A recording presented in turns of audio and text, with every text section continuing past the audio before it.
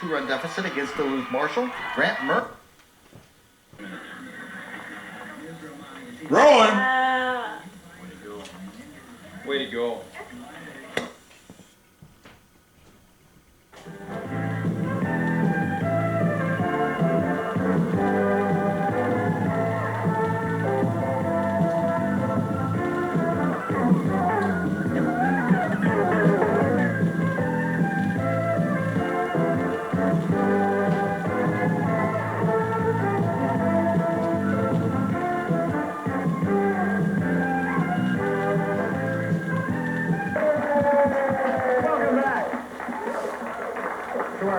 And just go see if we can't drum up some business for you poor folks who have been sitting so quietly. I want you to talk right now. This is Andy Jensen. We're not going to bother Kevin Volk. This is one busy man. 225-5900 in Aberdeen, and in Sioux Falls 332-0685. But right now, I'm going to talk to Andy Jensen, who said just a moment ago he's been kind of busy, but not very. Why? Well, I guess it's kind of late, and I'm really hoping that most of my friends out there will call up. This is it. This is the true test, Andy. Do you have any friends? I got 3 roommates, and I hope that they'll call out. I would really like to see them call in and give a pledge.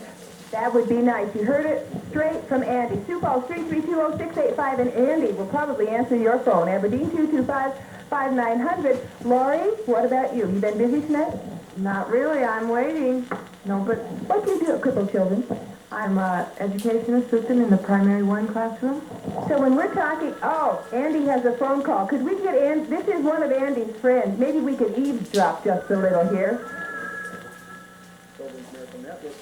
Thanks for calling. Didn't he do a nice job on that? Didn't he do that? It did such a nice job. Well, I've got a pledge here that I'd like to read from Millbank Hellenase that pledges $10. Mitchell Menning, Edgerton, Minnesota, pledges $25 and challenges all of the Dutch people in our audience to a pledge of $2. Let's hear it for the wooden shoes. Jerry, I want to swing over there to Mike because I think Mike has got somebody he wants to talk to. No. Well, right now, we're going to talk about the training that we received as the telethon host. We were lucky enough to, in March, go over to Salt Lake and meet with the Osmonds and John Schneider and met with quite a few people, and it was really inspiring to see these national figures donate all their time and energy to this telethon. And call going here. We got to check this out. Just me here. This may be one of Andy's friends. Is this a personal phone call? No, it's not. It's one of my roommates, though. Is he making a pledge? Yes. Well, then don't let me interrupt you. Okay. That's what it's all about, ladies and gentlemen, boys and girls. We were talking about the training, John. Okay, well, we spent, a couple of days out there in Salt Lake City, Utah, and we had a lot of fun, but we also went through a lot of work, and we met a lot of fine people like Marie Osmond, Right. and Marilyn McCoo, and John Snyder. We met many of the people that you're sitting at home tonight watching on your television screen. For me, the most exciting group was the Letterman. What a show they put on. Oh, they were absolutely they'll be appearing fantastic. again this evening on the telethon before the 21 hours. And you're going to see some of the greatest stars on television, on the stage, on the screen, wherever, on this telethon. Every one of them has donated their time. Mm-hmm. And once again, I want to bring out the fact that every single penny that's raised on this telethon in this area is going to stay right here in this area. It's going to go either to Crippled Children's Hospital and School in Sioux Falls or the Midwest Children's Center in Rapid City, South Dakota. Every single penny that you donate, every pledge that comes in here, every penny of that pledge goes to either one of those 2 organizations. Let's go see who Mike is talking to, someone that helped us get through a lot of the pre-work here. someone who made this entire thing possible. Without this lady's help, I don't think any of us would be standing or sitting here right now. This is Deb Steinoff. She is the she's the development director for the Crippled Children's Hospital, and she wants to share with us the names and the jobs of some of the people behind the scenes. Well, I know how busy we are here and all the details that it takes to make this show come together. And I would like to especially thank Milo Ripkema, who's in Rapid City, and Lee Pfeiffer and Sheila Stewart, who are our representatives out in Rapid City helping with that pledge center. And out in Aberdeen, Norm Yerke and John Stevenson, who are also appreciate staff people who are helping Nancy and Gary Rockcastle, and I hope you're busier than you can hardly handle it. All right. Now, Deb, before you take off, I want to ask you this. What was the hardest part of organizing this for you? It's getting the hosts to do their thing. All right. We'll Handicapped or developmentally disabled child need help and information on a regular and a consistent basis. Members of the EPIC program, EPIC stands for Evaluation Planning for Infants and Children, will the members of that group work with families as they begin to deal with their child's special needs. For a Watertown family, the simple words, "Good girl, Angie," from the therapist, says it all. Good girl. What looks like child's play here is really very serious work for 3-year-old Angie Y. For her physical therapist, Bobby Nesheim, and occupational therapist, Marianne Rudy, what counts is getting Angie to swing at those bubbles while moving side to side without losing her balance. Angie is one of EPIC's 180 patients seen by the traveling EPIC team on a monthly basis. At home, under the watchful eye of Mom and Dad, Angie works to build muscle and exercise joints that sometimes don't want to cooperate. When Angie was 13 months old, she and her parents came here to the EPIC Meeting Center for a 5-day evaluation. And what they learned here in the center, they took home with them. Is to develop a program, give the parents suggestions that they know how to provide some therapy exercises, other developmental types of activities, so that when they leave us, the next day they can go home and they can do the developmental things that are appropriate for their child. After that, after the child leaves us for that evaluation, we can follow along no matter where the parents live in South Dakota. The EPIC team goes out to all the corners of the state and will follow along any child from one of our evaluations, no matter how far it is from South Dakota, from Sioux Falls. We'll go out there and make the visits. For EPIC patients and for EPIC therapists, life is one step at a time. The questions coming from parents that ask us, what will my child be doing when they get to be school age? What will happen to them? Will they go on to high school? Will they be able to learn to read? A lot of long-range types of questions where they want us to predict into the future. And, you know, it's kind of hard to predict too far into the future, but those questions really do come up frequently. We tend to want to work short-term, work on the goals, and take one step at a time rather than doing a lot of long-range predicting. You know, we concentrate on what's here and now. Crippled Children's Hospital and School has 3 EPIC vans bringing helping hands to your door.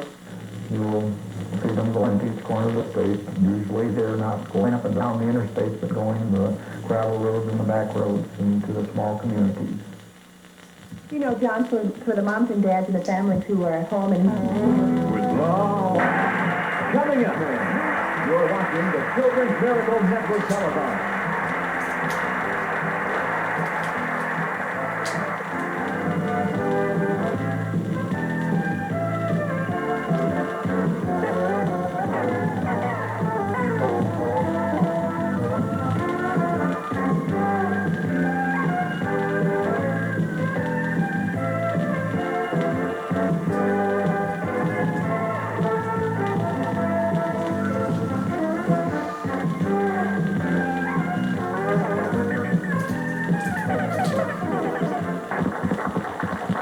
Holmes, and Galen, did you introduce your son to us? My son, Jay. Nice to meet you, Jay. And what are you doing this summer? I'm working down at Morel. Well, down the Midwest Children's Center in Rapid City. They're really family affairs. And that's who we've got with us this morning, the families of employees of Crippled Children Hospital and School. Meet, if you would please, Galen Holmes. And Galen, did you introduce your son to us? My son, Jay. Nice to meet you, Jay. And what are you doing this summer? I'm working down at Morel. Okay. And you're here under duress, as I understand it. You want to introduce your mom? All right, this is my mother, Janelle Holmes. So glad you're with us, Janelle. Have you been busy? Yes, very busy. Busy enough? Yes, I think not too many more hours in the day. This whole family has been here, and as I said, they are one of the many families that are helping us out this this particular morning with answering the telephone, but Gail is very busy as a rule at Crippled Children's Hospital and School as well. John, who are you with? Okay, I've got Dr. Paul McAreevy, who is the Associate Director of Crippled Children's Hospital and School, and I think he's got, well, part of his family scattered right along the front row and some more of them in the back. I'll let you introduce them all. Okay, good morning, John. This is my wife, Nancy, my son, Scott, who is a junior at Mount Marty College, and my son, Todd, who just graduated from high school. How'd you manage to get them out here this early in the morning? Under duress. Well, what we want to do now is get their phones ringing over here, and the phone numbers to call are 332-0685 in Sioux Falls, in Aberdeen. The phone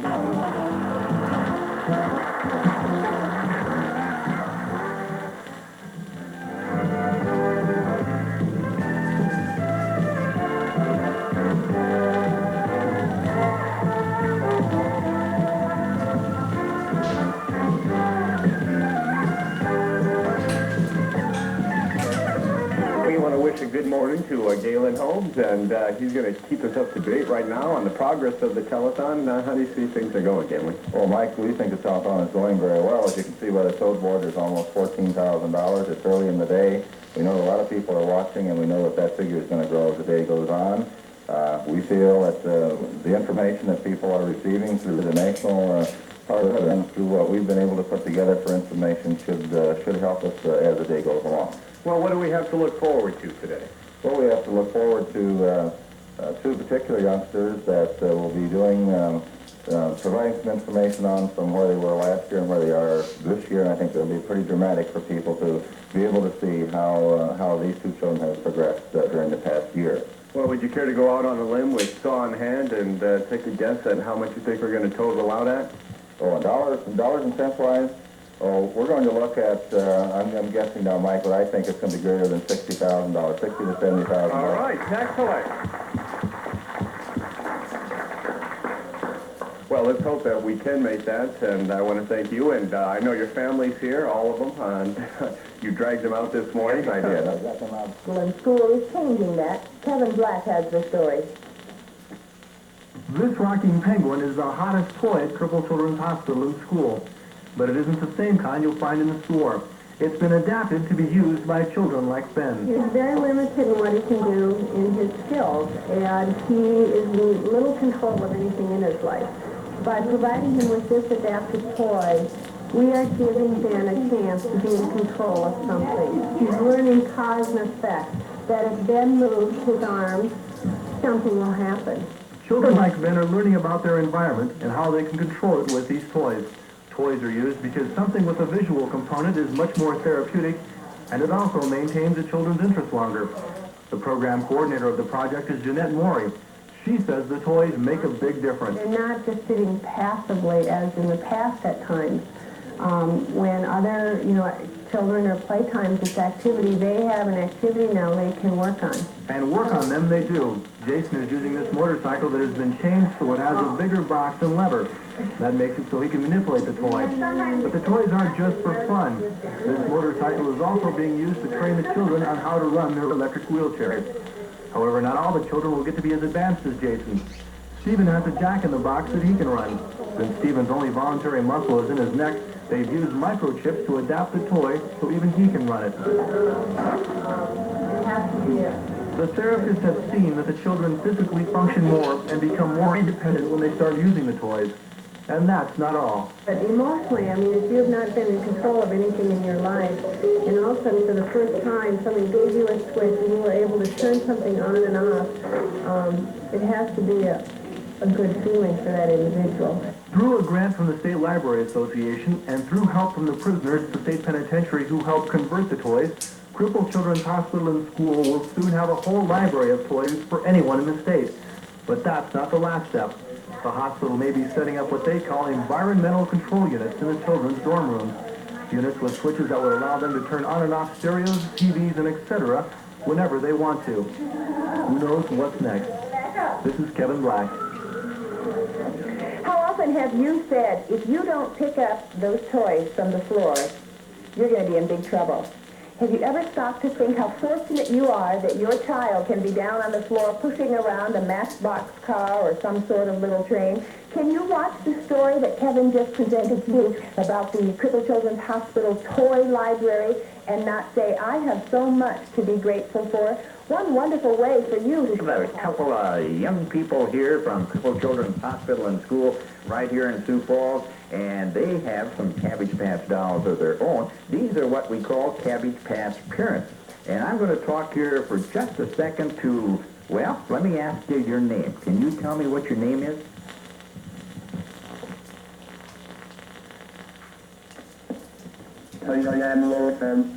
There, can you understand what she said? She said, hi, I'm Rochelle. Her name is Rochelle Roberts, and Rochelle is 11 years old, and she has a Cabbage Patch doll. Let me see now. I think Rochelle's Cabbage Patch doll is called Charlie. Can you hold? There he is. There's good old Charlie, by golly. Banged him on his head, Rochelle, but that's all right. I think he can take it.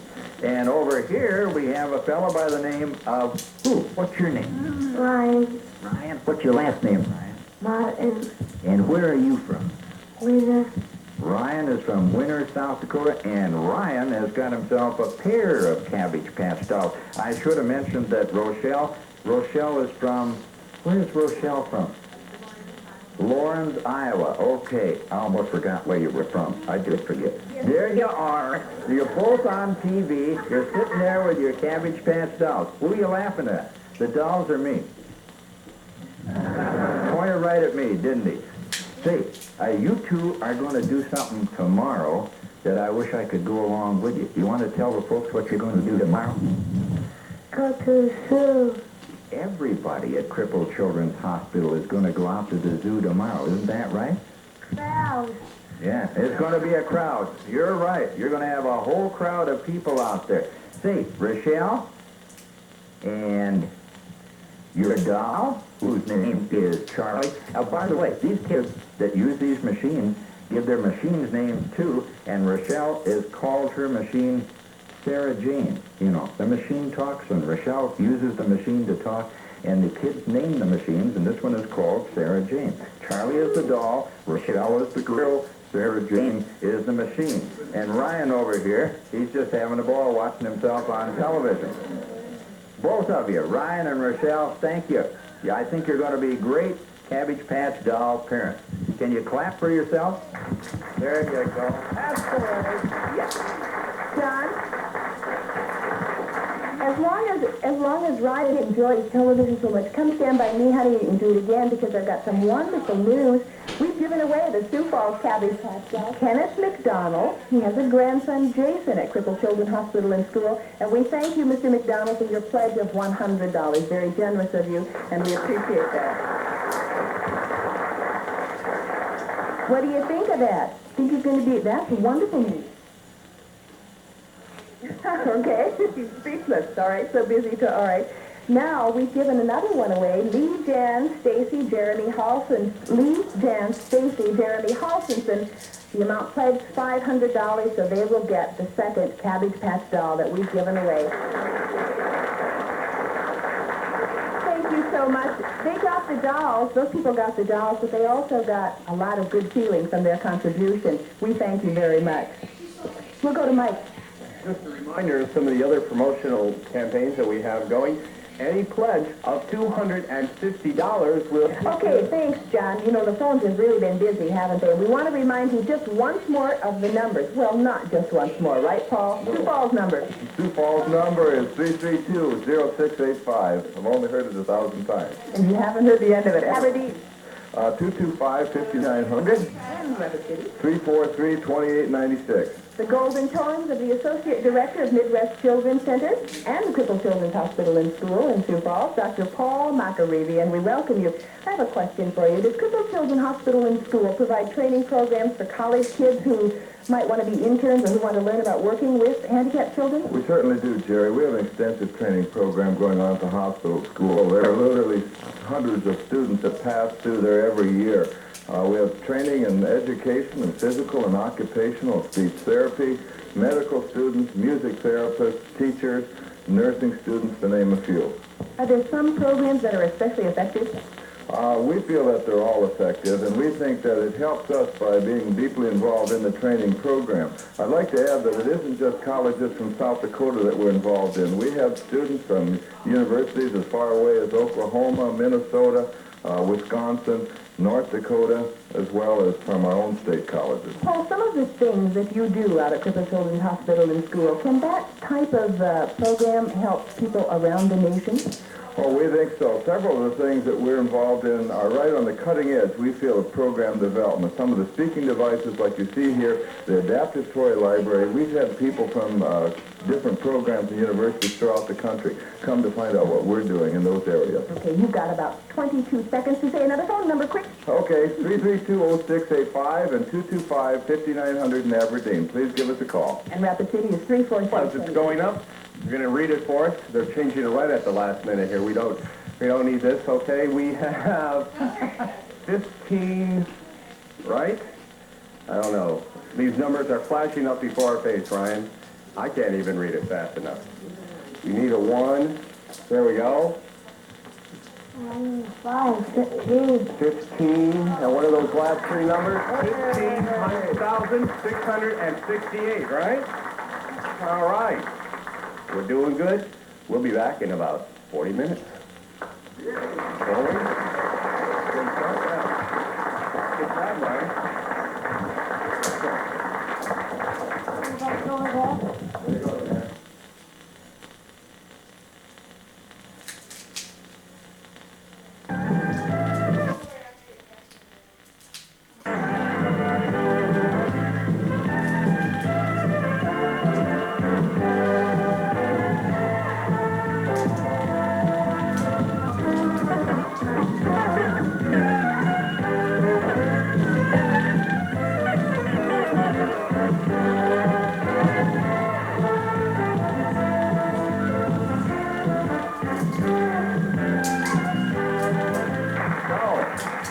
What do you want them now? Well, there's a group of people at the Crippled Children's Hospital that do a lot of work, but they don't receive a lot of monetary compensation. They do, however, receive another kind of reward that means a lot more to them. Kevin Black tells us about these very special people. Sleep, can't sleep now. Gotta get up and get ready to go to breakfast. Remember? No. You were talking about eating earlier. Andy has been working at Crippled Children's Hospital and School for about a year now. He's a house parent. He comes into work in the morning and has 4 boys to take care of during the day.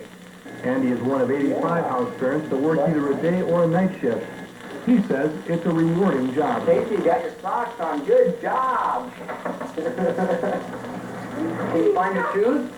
Getting one of his kids to put one leg in each pallet or to put on their shoes and socks by themselves makes it a good day for Andy. But it doesn't take such a dramatic effort to satisfy him all the time. When they manage to go to the bathroom and tell the teacher or tell me when it's time to go. Little things like that really make a difference. Not an exciting job, but a very fulfilling one. The house parent isn't just someone who helps the children get dressed, though. They also plan activities for the children, and in the afternoon may have as much fun as the children do on the playground. The director of the house parent says it takes a special person for the job. Each of the house parents has their own children grouped in the dorms according to their development level. So their different dorms have different characteristics. There are some where the children, behavior is not a component. You simply provide physical care and love and concern, and you have a certain type of staff member that handles that very, very well. And then you have other dorms where one of the big components is behavior management, and you have a different kind of staff member that fits into that. Andy has children that need their whole day scheduled, but some of the house parents just need to give their children a little help. Gotta watch that face. We gotta keep that smiley on your face. Come on. Okay? Elizabeth has been a house parent for 5 years. She echoes Andy's sentiment about the rewards of seeing the children learn and do their daily activities, but she also looks for something else. Especially their love. If they can't tell you, you could see it in their eyes and in their actions.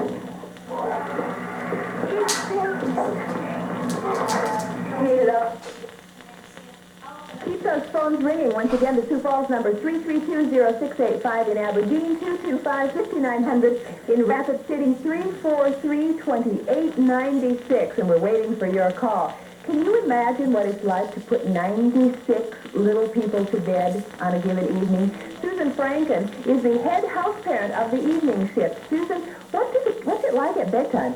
Well, it's really exciting. Some of them cry, some of them are laughing, and some of them go right to sleep. Just like a normal household, isn't it? That's right. It's just like back home. Now, what happens after the kids are back from school? What do they do in the dorm for the rest of the day? Well, they're sent each one to their own dorms. They are pottied, and then they have a playtime. Some house parents do give them a bath before we have our early feeding. We have our early feeding at 5:15. That's those who are fed certain ways, certain textures of food, and which take extra time, certain equipment, and that's done at 5:15. Then we have our regular meal at 6. There again, we have them all in the family style at their tables. Some are fed different ways again. Some have to be fed different ways. And we are told if they're fed a certain way, certain textures of food, maybe we'll get good speech someday. Oh, isn't that wonderful? And so much of what you do for these young people is so important for what happens to them later in their developmental process. Yes, that's exciting to see them as they come in, to see their adjusting period, and then to see the different stages of their advancement. How special for them that you're there, Susan. What's the most enjoyable aspect of your job? Well, I like it all. I really do. It's real exciting and it's fun. Yeah. How many hugs a day would you say you get and give? Well, I try to give all I can. I'll bet you do. Susan, thanks so much for being with us. Are you enjoying the telethon, and are you expecting any pleasures to be coming in? It's awfully quiet over there. I know. Let's get those phones ringing. Don't these people from Crippled Children's Hospital and School call for those phone calls just like they've been doing it all their life? The numbers again in Sioux Falls, 332-0685. I'm doing that from memory. Let's go to Mike. Thanks. Very good memory. They didn't know I was going to do this. This is Lori Dolge and Annie. And both of you seem to have pretty empty sheets out there. You get a chance right now to make a big pitch for people to call in. What would you say, Lori? I haven't had one call yet. I'd like one. Okay, and Annie? Same thing. You haven't used a phone yet, you know. Yeah, they want to use these phones. Come on, let's get them ringing. The number to call to get these phones ringing right here is 332-0685. We do have watch numbers.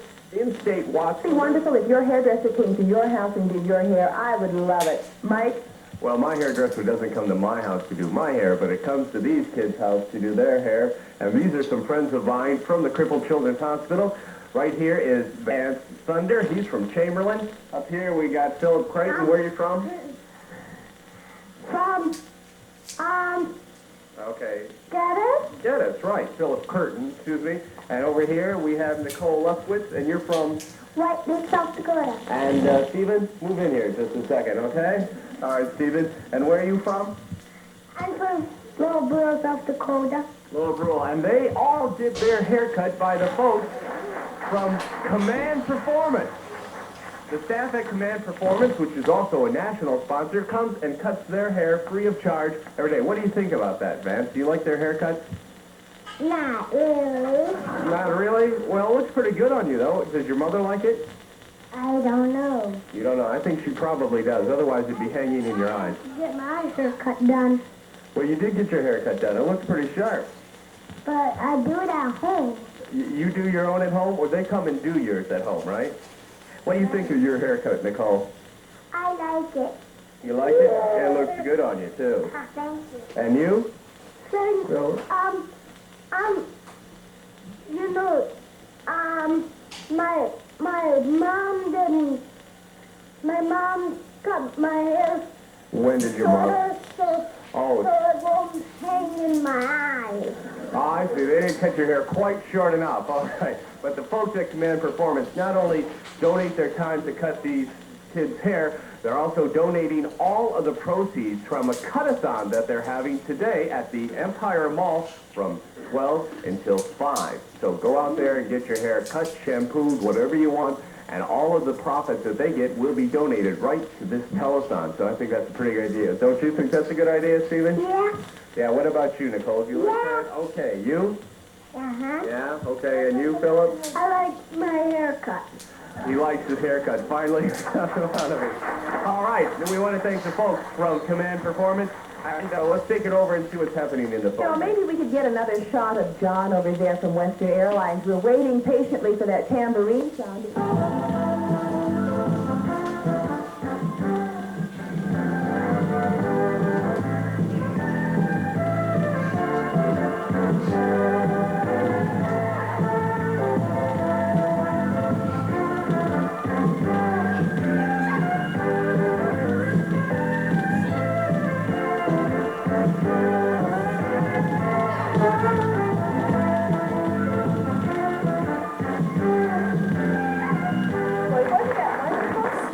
For adulthood, where there aren't any provisions for the handicapped.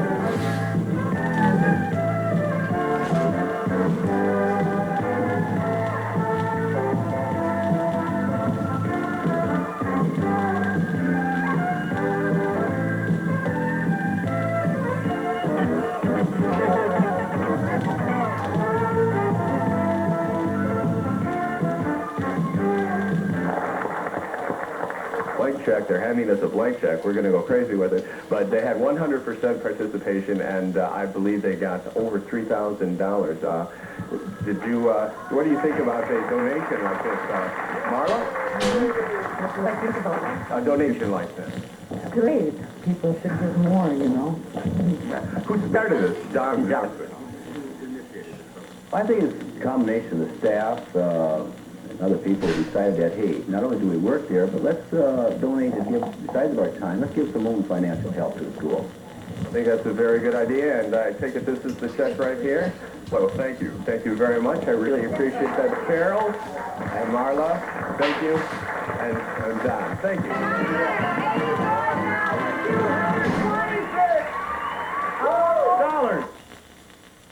$26 with Bill Cosby, the Osmond Brothers, and Mark Wilson. You're watching the Children's Miracle Network Telethon.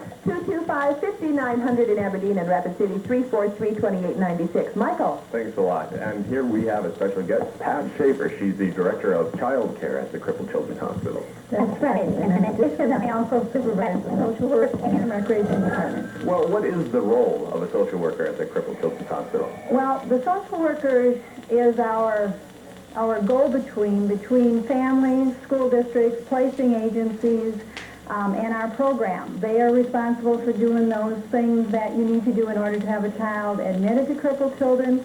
They go to the family homes and let parents know how the child is doing.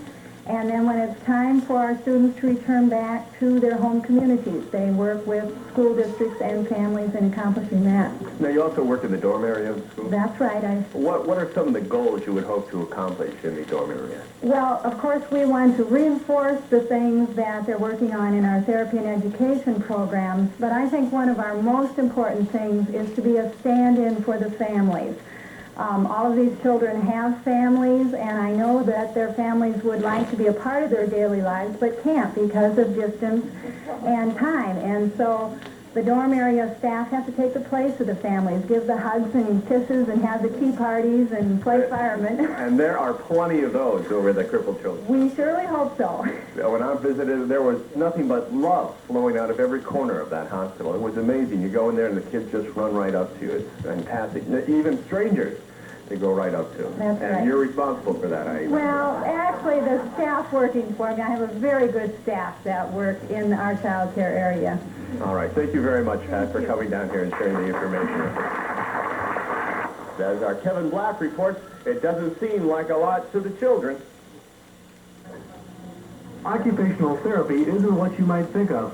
At the Crippled Children's Hospital and School, it has a wide variety of ways to help the children. Ben is doing his OT just by eating. Trying to improve his oral motor functioning so he can achieve his highest level of independence in the area of feeding, which Ben at this point, since he has limited hand function, might be just to be able to eat regular table foods, consistency-wise. Jeanette Morey, the head of the OT department, says her goal is to help the children achieve their highest level of independence. Chipper here has learned to dress himself as a part of his OT. The staff of OT works with a range of levels of activity, from Ben, who's learning how to eat, to Carrie. Carrie can walk and is extremely active. They're using these colored kidney beans to give her a lot of sensory-type activity. To try to calm her nervous system, to try to improve her attention span so she can perform the tasks that she's supposed to perform in the classroom. The therapist used play activities to get the desired response from the children. The therapist found these special crayons that Janet can hold. So while she's coloring, she's also learning how to control her muscles. Most of the children like to come in OT. They think it's fun because we do make it fun. Therapy should be made fun. You get much more emotional and physical response out of the child if you make it fun. But the job isn't just helping the children physically. As they reach new levels, the therapists have to help their psychological skills also. It all makes for a tough and complicated but very rewarding job. This is Kevin Black. And that's just one of the Minnesota and Midwest Children's Center in the Rapid City area. Now, I believe John has a very special guest for us over there. John? You bet we do, Mike. The gal that you saw on that feature just a moment or two was Jeanette Morey, who's the supervisor of the Occupational Therapy Department. Jeanette, welcome to the Telethon. You've been around here most of the time. It's been on the air, however, haven't you? Yes, it's been a busy night, but fun. I know you've been having a good time. Okay, maybe this is kind of silly to ask you this question after just watching that feature, but just exactly what is occupational therapy? No, that's not a silly question because it's a common question asked here. Occupational therapy is a medical-related field that is concerned about restoring function. We use therapeutic activities to try to get the child to restore his highest level of function. Okay, can you give me some examples maybe of the kind of problems you treat out there? Children have fine motor, hand function dysfunction. They also have delays in self-care skills. They cannot dress themselves, feed themselves.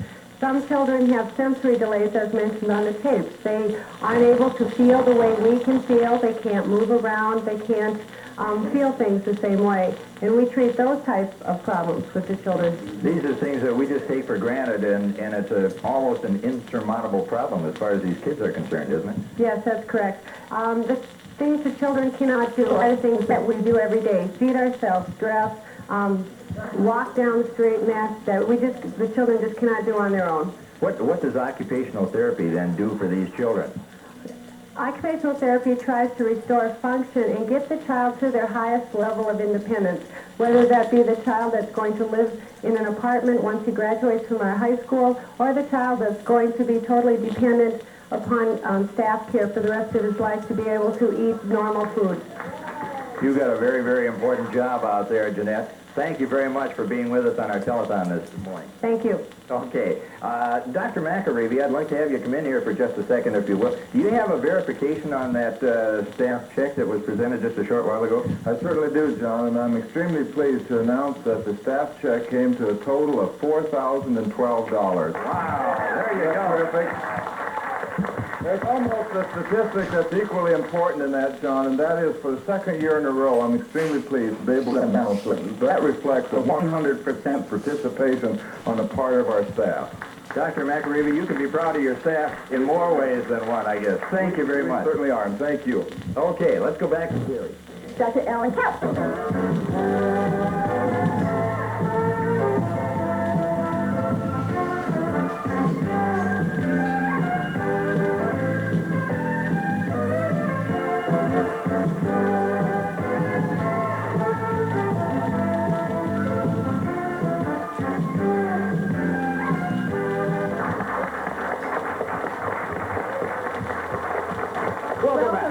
405-5900. In Rapid City, 343-20. Jeffrey, you want to I went to the dog races a long time ago. Charlie the owner.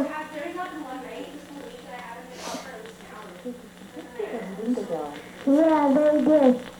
So, There's a charity night coming up at the dog races at Sawgrass Park, right? And you're involved in that. They're going to make a commercial with you in the picture, isn't it? And now we're here to do the telethon, Katie. Okay. the really good smiler of the telethon. And Katie really is a good smiler on the telethon. This is really a lovely family, a lovely family picture. Katie, let me introduce your mom and dad, okay? You're from Murdo, and your mom's name is Marilyn, and your daddy's name is Sam, and your sister's name, what's your sister's name? Sarah, Abby. Okay, Sarah and Abby. Now, Marilyn, let me ask you, how long has your family been involved? Oh, I forgot Quinn. I'm sorry, darling. How long has your family been involved in Crippled Children Hospital and School? Katie was 6 months old when we brought her down for her first evaluation, and then she started working with the EPIC team and has been a boarding student for a little over a year now. Do you like being down at the school, honey? Yes. What's your favorite part of it? Going swimming. Going swimming? Are you a good swimmer? You're not just a good swimmer, you're a good horseback rider. Yeah. Yeah. You have a horse? Yeah. His name is Scarface. Scarface? Did you have a star? Yes. Where? And it's flying. Right, well, it's a good thing you named him that then, isn't it? Yes. Okay. How did you find out about the EPIC program, Sam? I guess it's through doctors and whatnot on evaluation. We're concerned about Katie's welfare, I guess you'd say.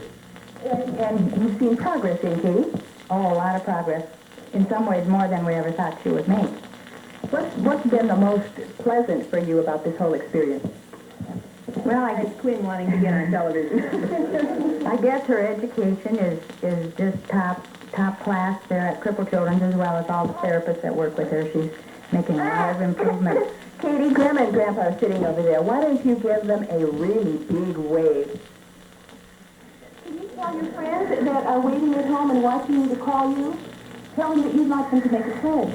I would like you to make a pledge. What does that mean to make a pledge? Do you know, darling? No. Oh. She doesn't know, do you? But she says she's not sure what it means, but it means picking up the phone right now and calling 332-0685. Mike?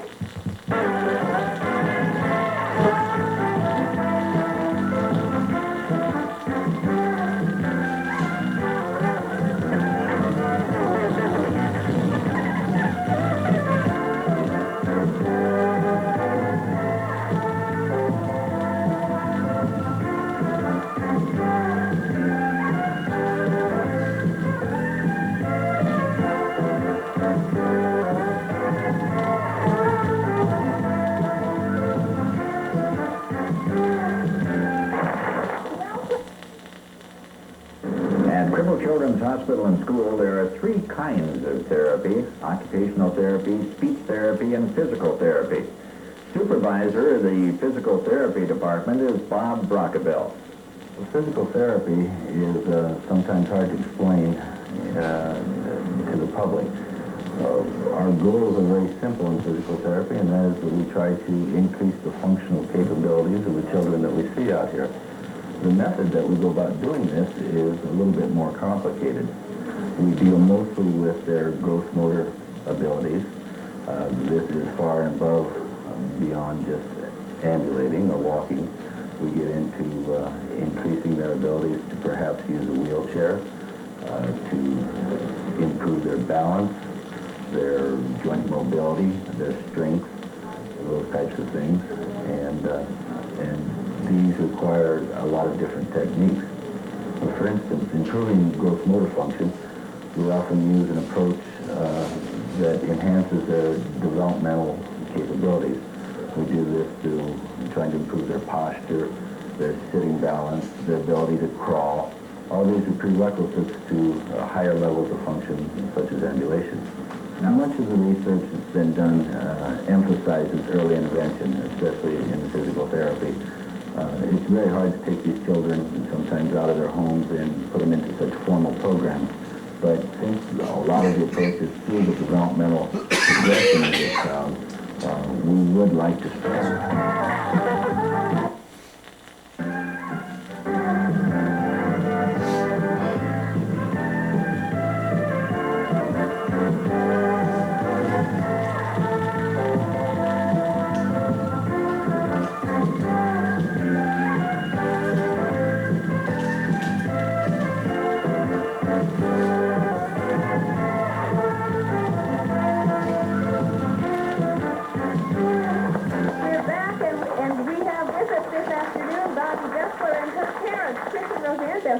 And they're from Bison, South Dakota. Welcome, and as I understand it, Bobby Jo has, for her 67 years old, and for the last 3 years, she's been a boarding student at Crippled Children's Hospital and School in Sioux Falls. Gee, you know, all her brothers and sisters and mom and dad must really miss her. Yes, we sure do. It's really hard for us to have her this far away, but we know she's in such good hands here at Crippled Children's. So. How do you make the adjustment? Is there something special that you do with all the brothers and sisters so that it still keeps the family together? We go to the zoo when we get here, and we spend a lot of time just touring Sioux Falls. And Roseanne, how often do you get up to see Bobby Jo? about once a month. Okay, that's a long drive, isn't it, to make that visit? In the time that Bobby Jo has been at Crippled Children's Hospital and School, have you seen a lot of progress?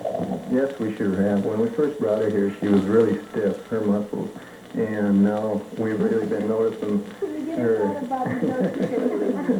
We've been noticing how loose her muscles have been becoming. And every little bit of progress she makes is just like a first child, first step to us, anyway. Chris, did you ever think, and you too, Roseanne, did you ever think that Bobby Jo would be as active as she is? No, we didn't. She loves everybody. That's wonderful. Why don't you introduce us to the rest of your family, Chris? Okay, this is a little stuff. Bobby Jo has lots of friends, family, and relatives, and she said earlier that she was expecting all of them to call in. You don't want to hear us talk anymore, do you, sweetheart? While we've got your attention, let me ask you again to call 332-0685. Bobby is just one of the many children that will be helped through this miracle that we're creating today on the telethon. In Aberdeen, 225-59,000. In Rapid City, 343-2896. And I thank you both, Chris and Roseanne, for joining us this afternoon on the telethon. Let's go over and see now what John is doing in the phone bank. Okay, Jerry, we've got a whole... Okay, and we have Anya Fuchsman, who's the principal of Crippled Children's School. Anya, once again, you've been around here quite a bit during this telethon. And once again, can you tell us just a little bit about your education program at Crippled Children's School? Certainly, John. In our education program, we provide for the learning needs of the 120 students in our school program. Of course, we don't work as a separate entity. The education department is strongly committed, as is everyone at Crippled Children's, to a team approach. So our teachers and teacher assistants work very closely with all the therapists in PTOT speech, with the social workers, the psychologists, and all the staff at Crippled Children's in providing the best team program for children. In the education area, we have a non-graded, individualized approach to the instruction of children, and we have students on regular and adjusted curriculum. What do you mean by non-graded, individualized approach? If you come to our school, you will find that each child has a prescriptive, individualized program to meet his needs. Individualized to us means that the needs of that child are being met in the course of his school week. How do you determine something like that in the first place?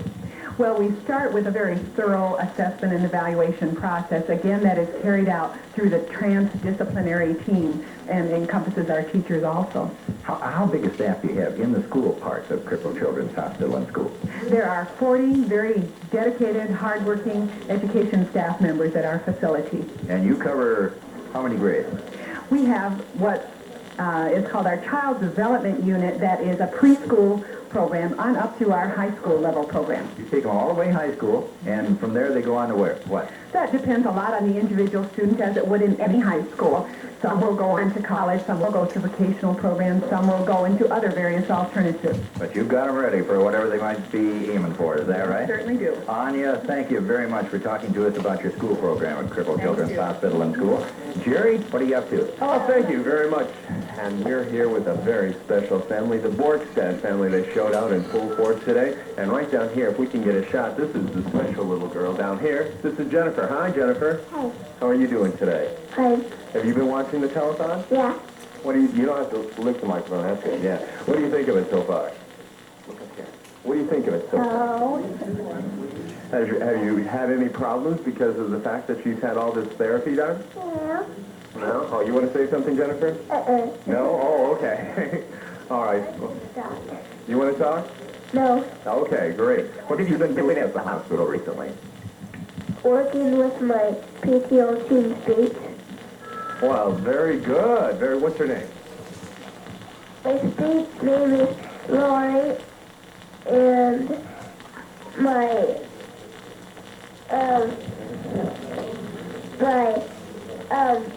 PT's name is Paul. OT's name is. You want to wave and say hello to him? Go ahead and wave. You don't want to. Well, we'll wave and say hello. Hi. Thanks for all your good work. Obviously, it's working out very well. As you can tell, Jennifer is quite the talker. Next year, you can do the telethon, okay, Jennifer? Yeah. Okay, good. She agrees. All right, thanks.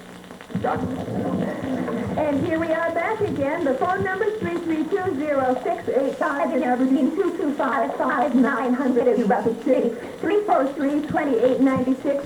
John is up in front of us right now with some of the children. Well, I'm trying to get out here. They have locked him in. I'm kind of locked in here, but I'm going to get out of here eventually. Okay, here we go. Now, all of these kids use a machine that speaks for them, is that right? And Leanne Olbrent is kind of in charge of these kids. You're a what, Leanne? Speech language clinician at Crippled Children. Okay, now what are these machines designed to do? They're not all machines, but what are all these different pieces of equipment designed to do? They all help nonverbal children communicate in a different way. Nicole's just beginning to use a machine, and so she's using a toy. Okay. And just helping. Can you make that little toy operate, Nicole? Okay, watch that rabbit go. That rabbit hops, and his ears go back and forth. And can you see how she does that? Do that again for him, will you, Nicole? Just pushes down on that little switch. That's all there is to it, and she makes that rabbit go like the dickens. Okay, Eric, I'm going to ask you a question over here. What would you like to say to the folks at home? Now, you're going to have to point it out to me, and I'll tell you what you're pointing out. Okay, first word is will. Okay, next word. Next word is you.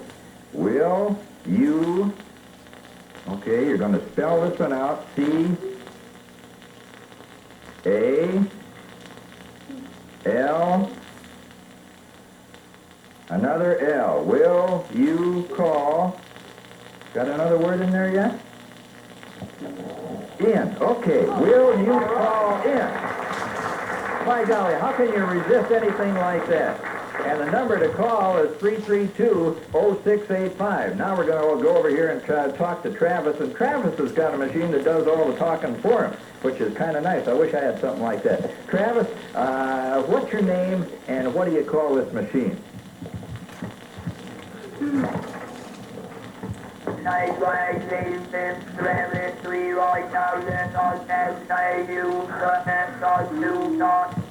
Okay, did you understand that? His name is Travis Leroy Arneson, and he uses an Epson to talk. Okay, we've got one more fella to talk to, Sam Flutie. And Sam, can you give us your name? I've already done that, haven't I? But go ahead and do it anyway.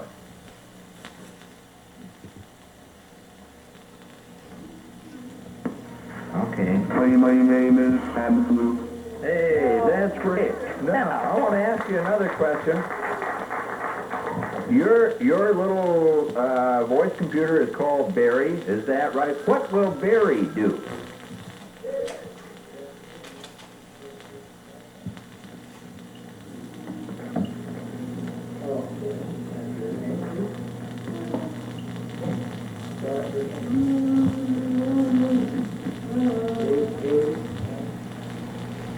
Hey, get Barry to talk there for us? Mary says, hello, you, my and for me. Hey, you guys are all right. Sam and Travis and Eric and Nicole. Make that little red go again. Will you one more time for me, Nicole? Oh, we gotta plug him in. Okay, now make... Hey, look at that little fella go. Number to call here is 332-0685 in Sioux Falls, 225-5900 in Aberdeen, 343-2896 in Rapid City. Okay, where are we going now? Michael? Let's go over here and see if we can get these phones ringing. Right now, we've got for this telethon alone. Sounds just like Incredible staff that you had out there. Not only do they work so hard and so diligently, but they went out of their way and pledged over $4,000, $4,012 from the staff of the Crippled Children's Hospital for this telethon alone. Sounds just like them. That's the kind of people they are. They're the kind of people you hired. They came up under your tutelage, right? Partially anyhow, but you know, it takes a staff dedicated like these people are to carry the load that these children provide out there. It takes that kind of a person to give the love and the feeling tone for these children to learn to mature and grow and develop and receive an education. And that's what they have. It's tremendous. It's just tremendous. Absolutely tremendous. And I want to thank you very much, Dr. Morrison, for coming back down here and helping us out again this year. Thank you very much. And From the speech department. Mark the boat that is farthest from the shore. Ryan has a problem with his memory and with sequencing, finding a beginning, middle, and end to what he says. That's just one of the many problems the speech therapists face at Crippled Children's Hospital and schools. Sometimes these therapists deal with the same problems they have in the public schools. By virtue of the kinds of children who come to us, however, it isn't unusual that even if they have a regular speech problem, articulation problem, many times it's a very severe one. Therefore, it does take us a long time to help that child overcome that problem. Sheila Stewart says the goal of her department is to give communication to the children, a God-given right that a handicap is taken away. Sometimes it's not easy. You're always afraid when you face one of these problems that there isn't any answer. And so anytime that progress is made at all, you have, everybody's really thrilled, including the therapist. Tim had a cleft palate that has been repaired. Today he's working on the S sound with his therapist. He's making good progress. One reason might be because they're helping to correct his problem when he's fairly young. They haven't perhaps built in some self-compensatory bad habits that we might have to overcome. Mostly it's for them to begin to believe in themselves because there are answers to their problems. Sheila has been working for a while to help Sarah learn how to communicate with a simplified sign system. Sarah has the problem of being developmentally delayed. She loves him. She loves? Yes, she loves him very much. But she's learning to communicate with help from a team of people working together at the hospital and school. So if we're trying to teach a new sign, we make sure the classroom knows it and tries to get it incorporated. That the parents don't try and get it incorporated in mealtime. The therapist works on it in therapy. The janitor in the hall will often ask him to do things to try to elicit that from a child. This Laura Ingalls Wilder play was part of a big step for the speech department. It's the first play done entirely with synthesized speech. While all these children were in the wardrobe playing, Nellie began showing off to the other children.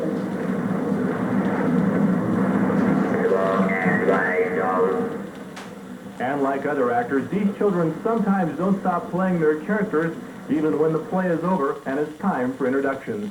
Jack the dog is Jerry Helsonson.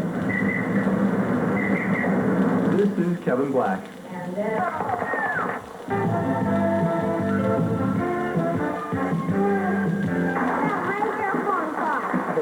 It's to welcome everyone back. Hi, and welcome back to the Crippled Children's Telethon. Right now, we are here with a very special friend of mine, Troy Osterloh. How are you doing, Troy? Fine. Troy has been at the Crippled Children's Hospital for how long now? About 15 years. About 15 years, ladies and gentlemen. An amazing record. I'll tell you what, we'll ask his parents and see if we can get a little better average on that. Jim Osterloh and Mary, how long has Troy been at been here about 2 years. And what kind of improvement have you noticed in his behavior, etc.? Oh, a lot. He's able to dress himself, brush his teeth, feed himself. A lot of the things that he couldn't do before he went there. Now, Troy, tell me something. What are some of your favorite playthings? Car. Yeah, do you drive? No, not yet. Play car. Play car? Got a lot of them. Yeah. Radio. Radios, yeah. That's all. Oh, that's all. What good things can you say about the hospital out there? I like being there. What you like being there? What you like the most? TV. Oh, TV? Yeah. I'm going to ask your brothers and sisters here, Troy. How do you get along with Troy? Real well. That's good. Does he cause any problems once in a while for you? Yes. What kind? Like you always have to talk on the CDs and stuff. Oh, he always wants to talk on your radios? And Travis, what do you think? Does brother to brother? He always pulls my hair. Do you always pull his hair? No, you flatly deny it, right? No, I never saw that boy before. I don't know what he's talking about. Well, Travis, Troy, I'll talk to you. What do you have to say to all the folks out there who are watching our telethon today? I don't. Send in money? I don't know. You want them to send in some money? Yeah. All right. Can you read those numbers? I can barely read them from here. 332 06 5285. 5. Right. 332-0685. Give us a call. Send in your money. Help out Troy here. And got a very nice family, Troy. Why don't you give them a big round of applause? There you go. Go on. You can. There you go. All right. And with that, we'll take it over to John. That's good enough for me. So any babies born in April, that makes them about 8 weeks old, you better come up with another $10 right off the bat. Me today, special Olympic participants, Bonnie Barnhart. Right here is Bonnie. Wave hi, Bonnie, from Mission Hill. All your friends and relatives are out there watching you. My dear Carrie Caspers is sitting right here, and Carrie is from Hecla, and over on the end is my old buddy Mike Paulson from Canton. Now, Mike, you were very involved in the Special Olympics, and I see that you are the proud wearer of 2 very special ribbons. What did you do to win those ribbons? Go. You do what? Softball.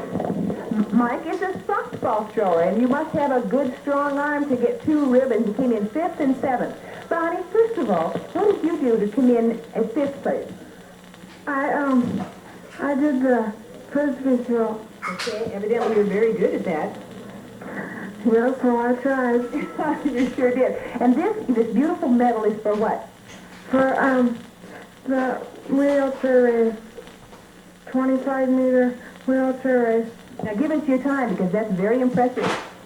It was we went to Vermilion, and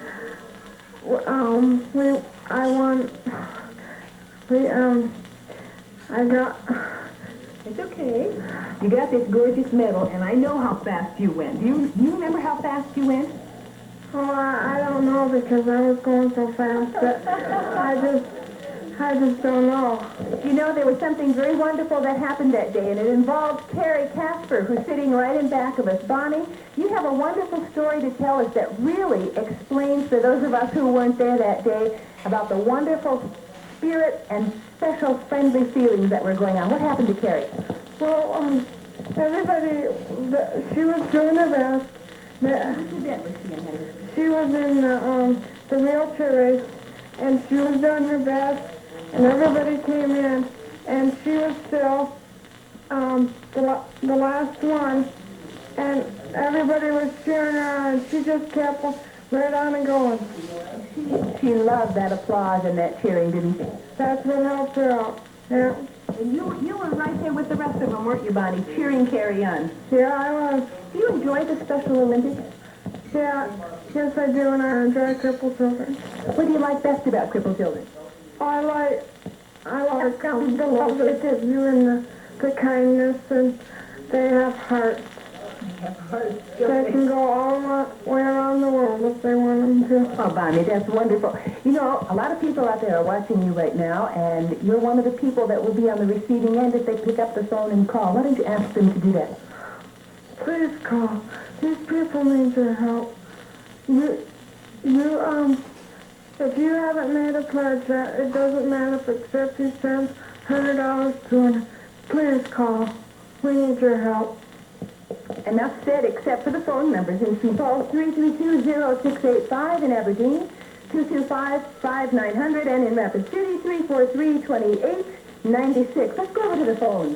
Okay, and Gary, Mike, now not only do we want to thank all of the people who have been calling in and donating their money, but we'd like to thank all of the people who've been answering those phone calls and taking the time. First of all the people who are in our phone banks right now, there's just too many of them to name, and then our satellite pledge centers in Aberdeen, Lust Chevrolet, the chairman there, Gary and Nancy Ruckdashel. In Rapid City, Dodgetown with Mile Ripkema and Eddie's Truck Sale with Eddie Ripkema, and then in Sioux Falls, Dating Bosworth, host Jerry Flanagan, executone host Gary Peterson. We'd like to thank all of those who are pledge centers throughout the state of South Dakota and remind you that they are still open. They will continue to be open. The numbers are in Sioux Falls, 342-0685, Aberdeen, 225-5900, Rapid City, 343-2896. We still do have those Watts numbers. They will continue to appear on your screen for the next hour or Well, so. a lot of what we're talking about is numbers, whether it's telephone numbers or whether it's dollar numbers that are coming in, but a great deal of it. We've got a brand new tool up here. But a great deal of what we're talking about is love, and that's what we're going to get a shot of right now. Bonnie mentioned love, and Steve has on his camera a wonderful shot of love. There's Terry getting some hugging from one of her people at Crippled Children's Hospital and School, and that was Bonnie. That's what Bonnie was telling us about. Now your total. Okay, we've got a brand new total up here in our tote board. We're almost $19 away from $46,000, $45,981, and very likely with the next couple of calls, we're going to pull that over $46,000. Let's keep the phone ringing right now. We have one more time. No for an answer. No, I never take no for an answer. Call. No more Mr. Nice Guy from you, Henry. Jim? Let's get some calls. I got a phone here. Snoopy is just sitting there. He needs to be worked.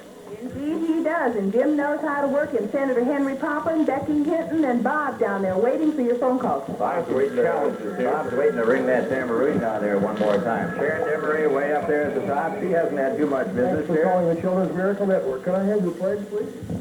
You've got a few seconds left before we go back to network where you will be... No, we have 10 minutes left. This is a longer time than usual. Well, let's let them think they've got a few seconds and see if that beats up the phone calls. Phone numbers to call are 332-0685 in Sioux Falls.